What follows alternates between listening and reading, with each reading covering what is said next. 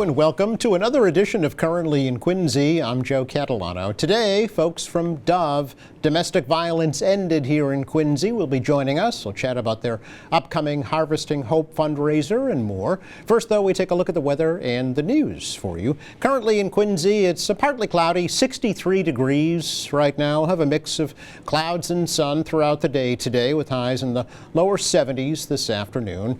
Tonight, we have another cool night coming up with lows dropping off into the lower 50s and really a pretty nice week. Staying dry for the most part for the most of this week. Tomorrow, more of the same, sun and clouds, about 70 degrees. A little cooler here on Wednesday with a lot of clouds into the mid-60s. Thursday, right now, the pick of the week with lots of sunshine and warmer temperatures in the mid, maybe upper 70s on Thursday. Again, we have 63 degrees in Quincy right now.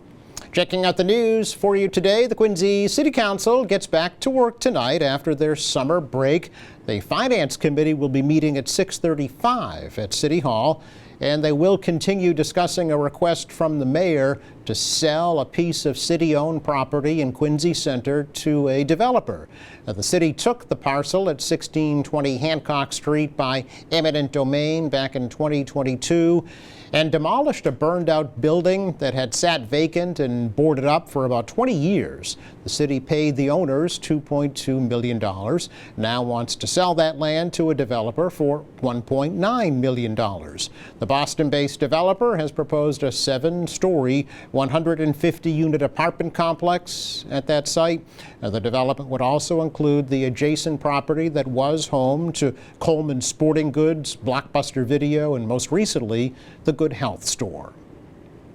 Beginning today, the MBTA will be cracking down on fare evaders. General Manager Phil Eng recently released a video explaining that new fare engagement representatives will be monitoring stations to ensure that riders pay their fare. They issue warnings or they may issue citations to riders who aren't paying their fare.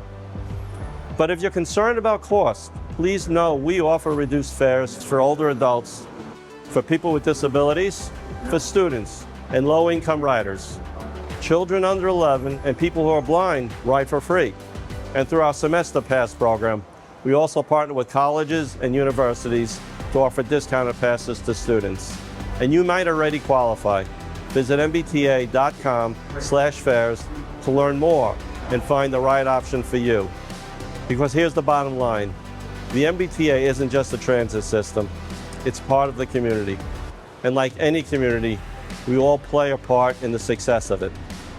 So by not paying your fare, you're not just avoiding a fare that the MBTA needs to deliver the service that everyone expects, but you're placing a financial burden on others, including your neighbors, your friends, and the communities we serve. Paying your fare isn't just a transaction, it's essential.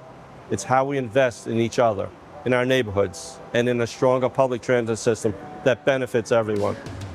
Thank you for riding with us, thank you for your patience, and thank you for supporting a better MBTA. Now, a first offense will prompt a written response, followed by civil citations and fines ranging from $50 to $150 for subsequent offenses. The T estimates it loses millions of dollars a year to fare evasion. New fare gates have been installed at some stations, including South Station, to help discourage fare evasion.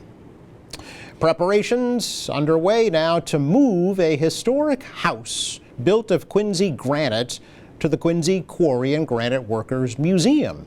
The home that was built in the 1830s and is listed on the National Register of Historic Places will be disassembled and moved from its Willard Street location to the museum right off Raschuti Drive. The home was saved from demolition when owner Greg McDonald of the Common Market Restaurant agreed to donate it to the city. The City Council approved spending $919,000 from the Community Preservation Fund to relocate the house. It will be dismantled and then reassembled at the museum location, where it will be expanded and made handicapped accessible. It will be used for museum displays and programs. Public comments are now being accepted about the next phase of the Howes Neck seawall repair project in Quincy. The next phase involves raising the height of the seawall from Mandan Avenue to Bayswater Road to help prevent future flooding. Residents may submit their comments to the Massachusetts Environmental Policy Agency, or MEPA, or through the city's website at quincyma.gov. Interfaith Social Services of Quincy recently inducted 24 South Shore residents into their Maddie Lang Volunteer Hall of Fame. The Heritage Companies was also honored for their outstanding commitment to volunteerism. They were named Interfaith's 2025 Community Partner of the Year. A celebration was held at the Sons of Italy Hall in Quincy last month to present the honors. More than 150 community residents helped to support Interfaith's programs through volunteering, including at the largest food pantry on the South Shore. The Maddie Lang Hall of Fame is named after one of Interfaith's most dedicated volunteers who gave decades of his life to supporting Interfaith. The inductees have volunteered at Interfaith regularly for at least 1 year. You can now play pickleball at Faxon Park in Quincy. 8 new state-of-the-art pickleball courts recently opened at Faxon Park and are now available for the public. Ward 2 Councilor Richard Ashe says the pickleball courts were recommended during a community meeting 2 years ago about making improvements to Faxon Park. Ashe also says new restrooms will be added to the park soon, along with some other improvements. It's our check of news for you today. Coming up, Dove Domestic Violence Ended here in Quincy is preparing for their Harvesting Hope fundraiser. We'll get the details coming up next.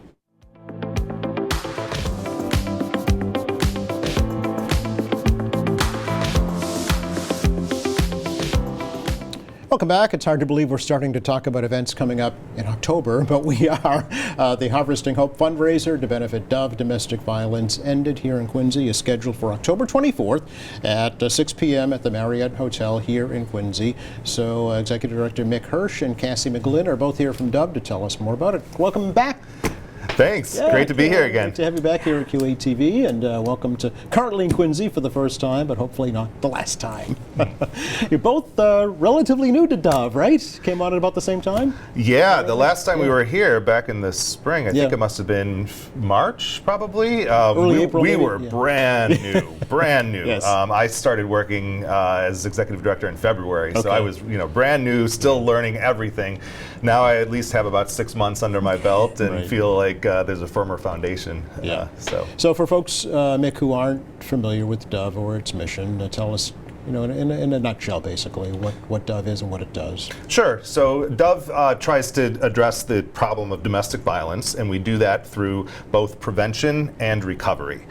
So the prevention side, we're out in the schools, we're doing a lot of trainings, we're really just trying to educate the public as well as students, doing early intervention to help them understand the warning signs, really, and also what to do in the case that maybe you do know somebody or you see something that isn't right for yourself, or maybe for a loved one, family member, friend, colleague, whatever.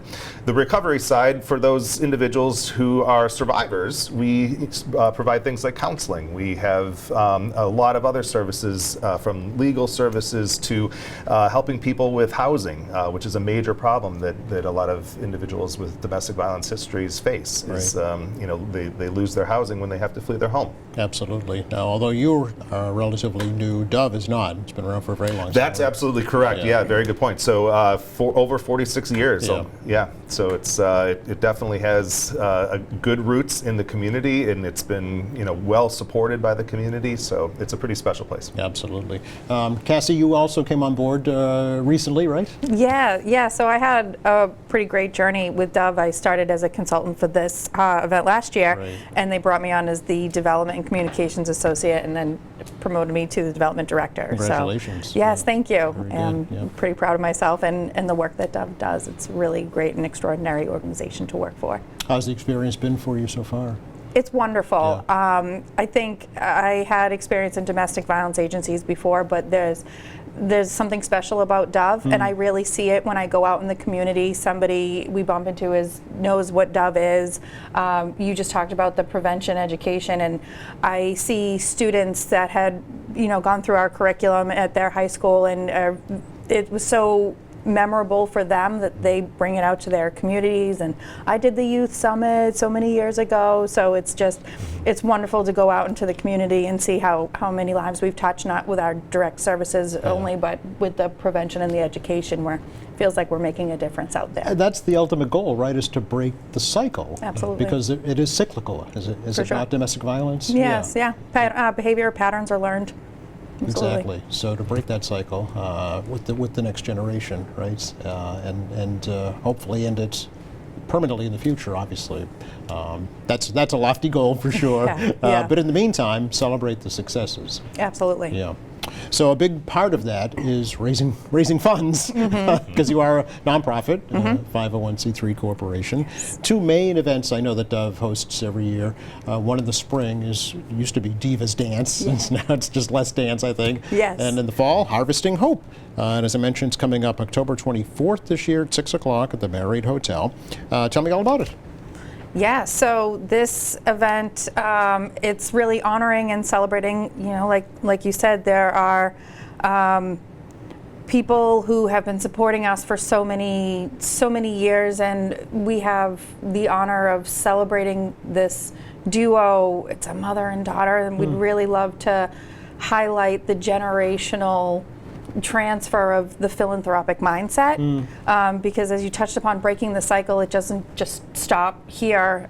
We have to teach the children not only how to recognize safe and healthy relationships, but also, like you said, we need the resources. A lot of our programs have wait lists. Is that right? Yeah, we can't help everybody that needs the help, so Okay. we have these fundraisers to raise those critical funds Sure. to make sure we can help as many people as humanly possible. So this mother and daughter, you're calling them pillars of hope, right? Yes. Yeah. Hence Harvesting Hope fundraiser. Are they both survivors?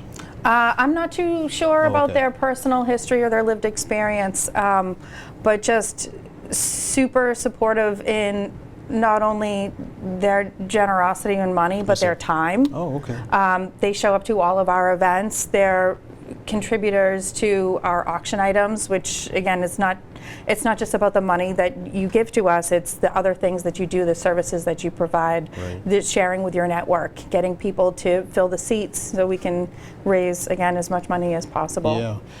Auction items, Cassie? Yes, yeah. So Tell us, yeah. we have a really great network of people that like to donate services and experiences to us. One I'm really excited about, there's a pizza place in Scituate, and he's donated a Make Your Pizza class. And he's such a craftsman and has this beautiful pizza oven that was like sourced with tiles from Italy. Oh, so wow. just a really cool, unique experience.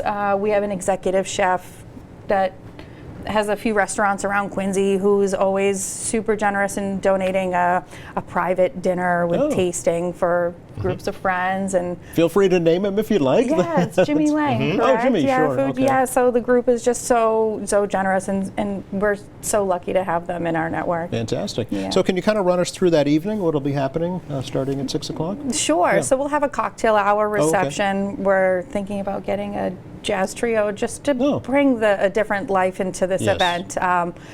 Just live auction, silent auction, fund the mission. Oh, who's your with our auctioneer? paddlers. Chuck Dukas. Okay. Yeah, he's really excited. He's worked with a bunch of other big name organizations, so we're excited to have him join Nice. us this year. And yeah, I think dinner. Definitely dinner. We'll Okay. be feeding people. Excellent. We'll honor our awardees, and hopefully we'll hear from a survivor in some capacity. That's usually a very because, impactful part of the yeah, program.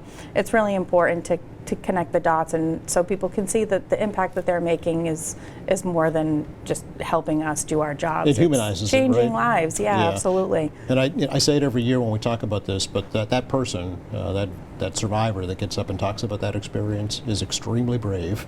Absolutely. Yeah. Because to be able to speak publicly about that is a huge hurdle that they had to overcome. For sure, and we like to highlight, different stages of the journey, because Dove isn't just there for people when they're in crisis. basis. We travel through the surviving and the thriving phases of domestic violence experience. Exactly. Yeah, it's a holistic approach, if you will, because it's sure. not just one person. It impacts everyone, you know, including the survivor, but people that are touched by them as well, right? Yeah, absolutely. So I know we talked earlier that you're trying to make this year's event a little more fun, on the happier side, right? Yeah, really leading our mission: hope, healing, safety, and social change. We Right. really want to share the hopeful side, because it is so hard when you're in it to really understand that there is light at the end of the tunnel, Yes. and we help people realize that Yeah, vision. and you're not alone, right? Yeah, exactly. So Mick, does that kind of represent how you'll approach your mission at Dove going forward? Absolutely. Yeah. I mean, I like these sorts of events because they are joyful, and you know, the work that we do is very heavy. And you know, day in and day out, our staff are listening to stories that are, you know, not the sort of thing that anybody wants to hear. Right. And yet, these are real lived experiences that people have, and it's, you know, wonderful that we have an organization in our community that is available for literally 24/7 Right. to, you know, to help people when they're in need.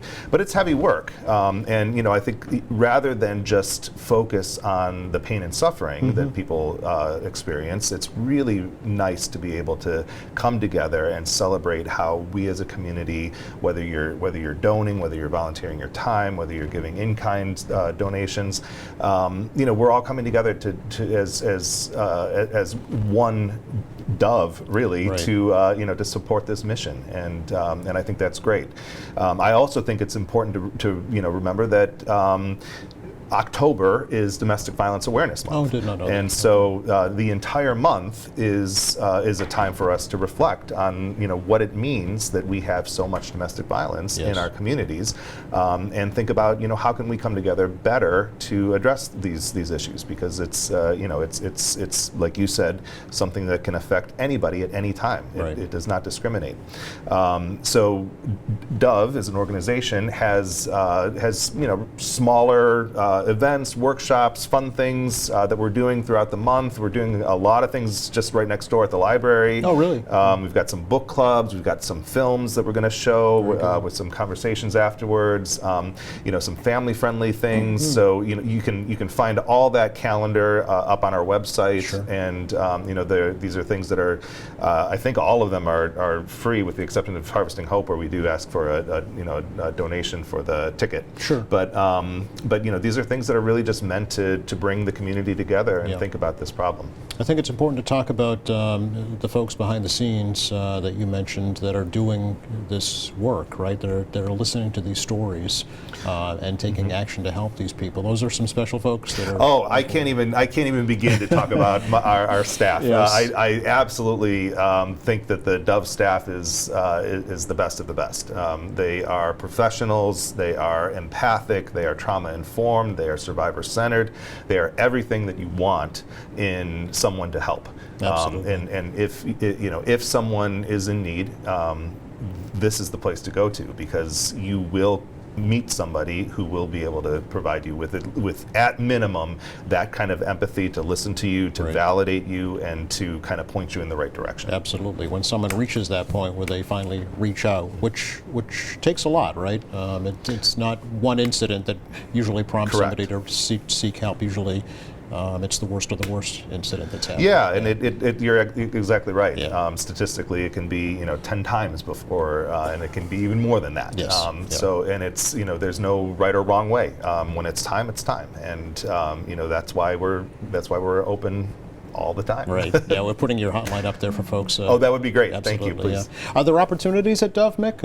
Employment opportunities or volunteer opportunities? I think we've just filled our employment for right now. Okay. Okay.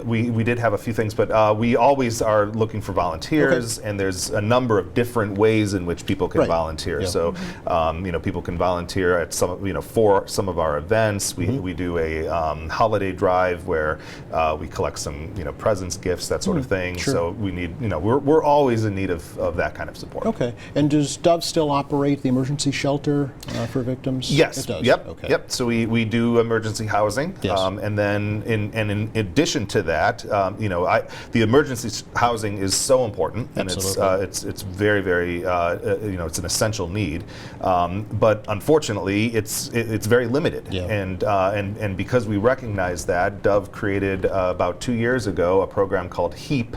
HEAP stands for Housing and Economic Empowerment Program. Okay. And the Housing and Economic Empowerment Program really just kind of works with people on trying to find either transitional or permanent housing, and recognizing that not everybody's going to be able to get into a shelter, but a lot of people still need help finding a safe and secure home. Absolutely. Yeah. When they have taken that step, you want to get them out of that situation as soon as possible. Absolutely. Yeah, for sure.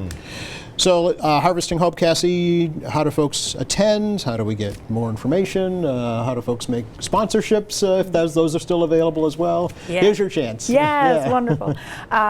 We are still accepting sponsors. Okay. So you can find it on our website. Yep. I believe you guys have it posted for us. Absolutely, But that yep. is dovema.org Sure.